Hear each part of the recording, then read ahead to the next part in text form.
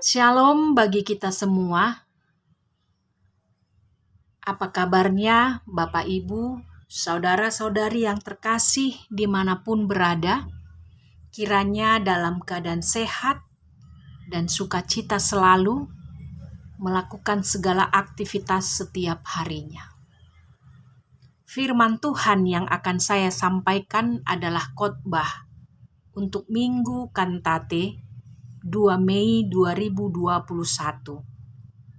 Sebelum saya membacakan teksnya, terlebih dahulu kita bersatu di dalam doa. Damai sejahtera Allah yang melampaui segala akal, itulah kiranya yang menerangi hati dan pikiranmu untuk mendengarkan firman Tuhan dalam Kristus Yesus Juru Selamat dunia. Amin.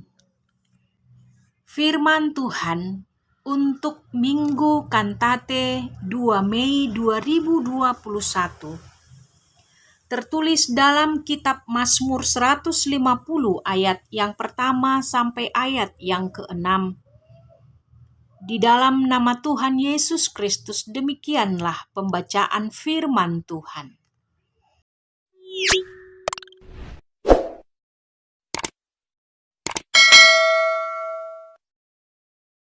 Haleluya.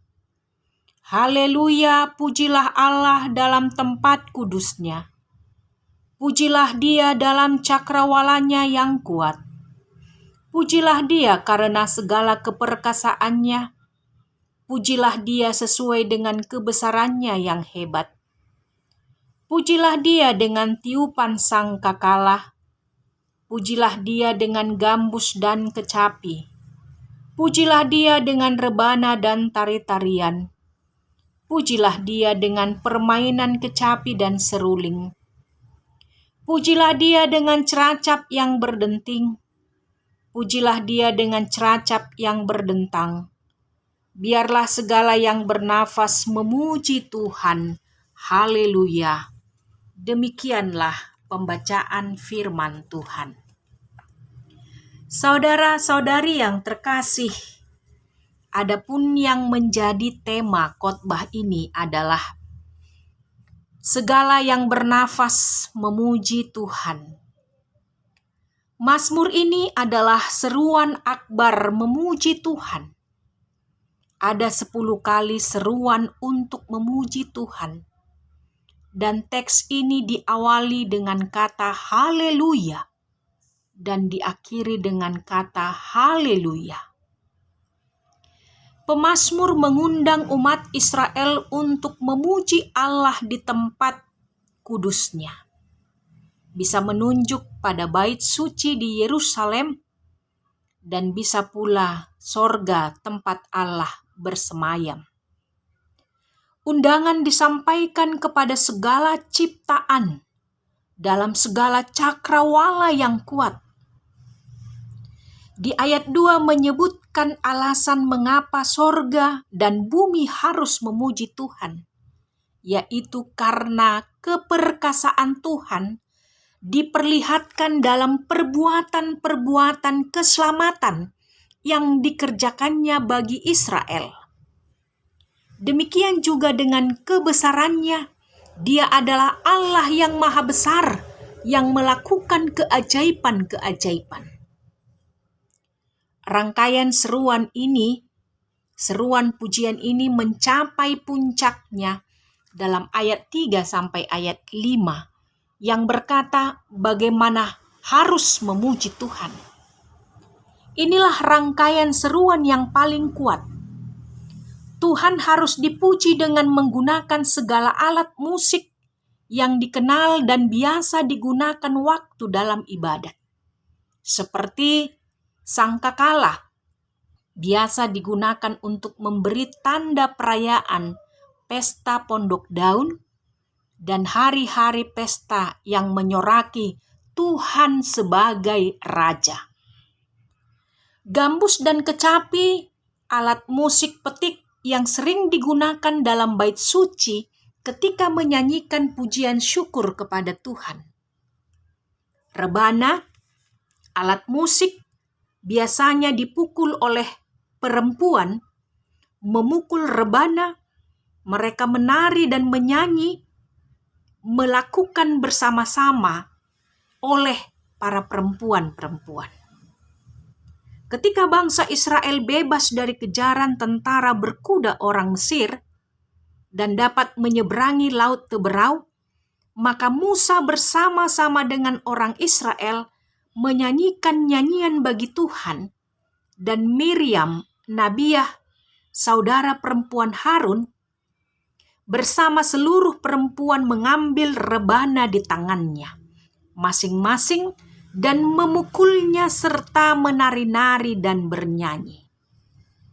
Kemudian seruling, alat musik yang digunakan dalam ziarah ke Yerusalem. Ada ceracap, banyak digunakan dalam ibadat, dan cara memukul alat musik ceracap ini, yang satu memperdengarkan suara yang berdenting, lebih lunak suaranya, dan yang lain dengan suara yang berdentang, lebih nyaring dan kuat. Saudara-saudari yang terkasih, nyanyian, musik, dan tari-tarian harus menyertai dan menjadi bagian dari ibadat Israel. Gereja dalam seluruh perjalanan waktunya juga telah meneruskan persembahan pujian ini dalam nada dan gerak. Memuji Tuhan tidak bisa terlepas dari kehidupan manusia. Karena itu, biarlah segala yang bernafas memuji Tuhan. Ketika Tuhan Allah membentuk manusia dari debu tanah dan menghembuskan nafas hidup ke dalam hidungnya, demikianlah manusia itu menjadi makhluk yang hidup. Hembusan nafas hidup yang berasal dari Tuhan, itulah yang membuat kita menjadi makhluk yang hidup. Artinya, jika kita bisa bernafas hari ini, itu berasal dari hembusan nafas Tuhan sendiri. Ketika kita menyadari bahwa nafas kita hari ini berasal dari hembusan nafas Tuhan, pernahkah kita berpikir untuk apa nafas kita sehari-hari kita pakai? Tentu, selain untuk beraktivitas, melakukan segala pekerjaan kita, adalah hal yang paling penting adalah nafas yang diberikan Tuhan kepada kita adalah untuk memuji Tuhan, bukan untuk berkeluh kesah atau menyesali hidup ini. Pemazmur melihat sisi lain dari sebuah nafas. Ketika nafas itu masih berada pada kita, adalah baik jika itu dipakai untuk alasan yang tepat, sebuah alasan yang menjadi landasan kita untuk hidup, yaitu memuji Tuhan. Kita tentu menginginkan agar kita terus bernafas, karena jika tidak, tentu kita sudah mati. Di ayat 6 dikatakan, biarlah segala yang bernafas memuji Tuhan. Haleluya. Perintah memuji Tuhan itu diberikan kepada semua makhluk yang bernafas, yang dapat berkata-kata untuk memuji Tuhan.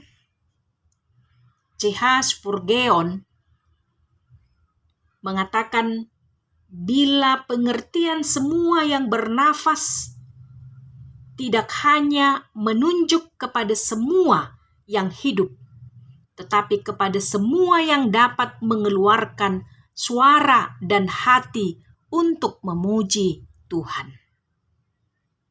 Perhatikanlah burung-burung berkicau di pagi hari, tanda mereka memuji Tuhan Sang Penciptanya. Lalu jika burung berkicau dan memuji Tuhan di pagi hari, bagaimana dengan kita manusia? Apa yang kita lakukan pada saat bangun tidur?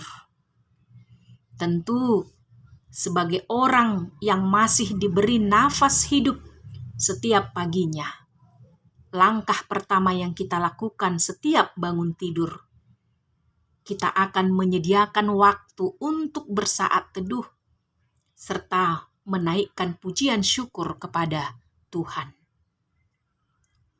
Pujian dan penyembahan jangan hanya dilakukan di tempat ibadah saja. Jika di ayat 2 menunjuk tempat pada bait suci di Yerusalem atau di sorga tempat kediaman Allah, itu artinya tempat memuji Tuhan haruslah di dalam kekudusan. Tidak dibatasi satu tempat saja. Seperti yang Yesus katakan dan ajarkan kepada seorang perempuan Samaria. Yesus berkata, "Kamu akan menyembah Bapa bukan di gunung ini, dan bukan juga di Yerusalem. Sebab Allah itu roh, dan barang siapa menyembah Dia, harus menyembahnya dalam roh dan kebenaran." Saudara-saudari yang terkasih, bagaimana cara kita memuji Allah? Pemazmur dalam teks ini mengajak semua umat memuji Tuhan dengan menggunakan segala alat musik yang dikenal dan biasa digunakan dalam ibadat, seperti sangkakala, gambus, kecapi, seruling, dan ceracap. Pada zaman ini, banyak juga alat-alat musik yang sudah dipakai dalam ibadat, seperti piano, keyboard, saksofon, biola, trompet, dan lain sebagainya. Dan biarlah semuanya itu dipakai untuk memuji Tuhan. Kemudian minggu ini diberi nama Minggu Kantate. Artinya bernyanyi. Bernyanyi juga merupakan memuji Tuhan. Dengan bernyanyi kita mengeluarkan perasaan kita tentang Tuhan. Kita menggerakkan budi, perasaan, mata, hati untuk terarah kepada Tuhan ketika kita memuji Tuhan. Santo Agustinus dari Hippo meringkas arti penting bernyanyi bagi gereja. Dia berkata, "Qui bene cantat bis orat." Artinya, dia yang bernyanyi dengan baik sama dengan berdoa 2 kali.